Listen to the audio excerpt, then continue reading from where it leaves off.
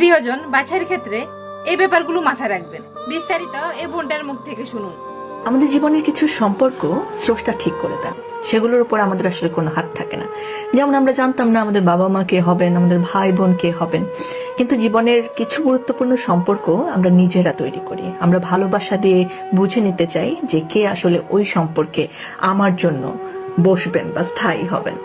So অধিকাংশ ক্ষেত্রে আমরা যেটা বলি যে আমাকে যে সবচেয়ে বেশি ভালোবাসবে, আমাকে যে নিজের থেকেও বেশি ভালোবাসবে, আমি তাকে ওই সম্পর্কের জন্য বাছাই করে নেব বা তাকে আমি গ্রহণ করব। কিন্তু আমার কাছে মনে হয়েছে যে আমাকে সেই মানুষটা কতটা ভালোবাসলো সেটা দেখার থেকেও বেশি গুরুত্বপূর্ণ হচ্ছে আমি সেই মানুষটাকে কতটা ভালোবাসতে পারছি সেটা। কারণ দেখুন, প্রতিটা সম্পর্কে কিন্তু ছাড় দিতে হয়, স্যাক্রিফাইস করতে হয়, মানিয়ে নিতে হয়। এখন এই মানিয়ে নেওয়াটা বা স্যাক্রিফাইস করাটা ডিপেন্ড করে যে আমি ওই মানুষটাকে কতটা ভালোবাসছি সেটার উপরে।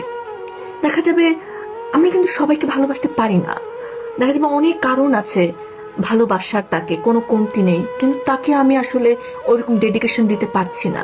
আবার অনেক কারণ না থাকা সত্ত্বেও আমি একটা মানুষকে ডেডিকেশন দিতে পারছি, আমি তার জন্য অনেক কিছু ছাড় দিতে পারছি। সো আবার অপর দিকের মানুষটার ছাড় দেয়া বা তার স্যাক্রিফাইস, তার মানিয়ে নেওয়াটা আমার কাছে কতটা গুরুত্বপূর্ণ হবে, আমার কাছে কতটা দামি হবে, সেটাও কিন্তু ডিপেন্ড করছে আমি তাকে কতটা ভালোবাসি সেটার উপরে। দেখুন, আজকে একটা মানুষ আমাকে অনেক ভালোবাসছে, কিন্তু একটা সময় গিয়ে আমার যদি তার প্রতি 100% ভালোবাসা না থাকে, তাহলে ওইটাকে একটা সময় গিয়ে কম মনে হবে, কমতি মনে হবে, মনে হবে অন্য কেউ হয়তো এর থেকে বেশি ভালোবাসতে পারতো। কিন্তু আমার যদি তার প্রতি ভালোবাসা থাকে, তাহলে এটা কখনোই হবে না।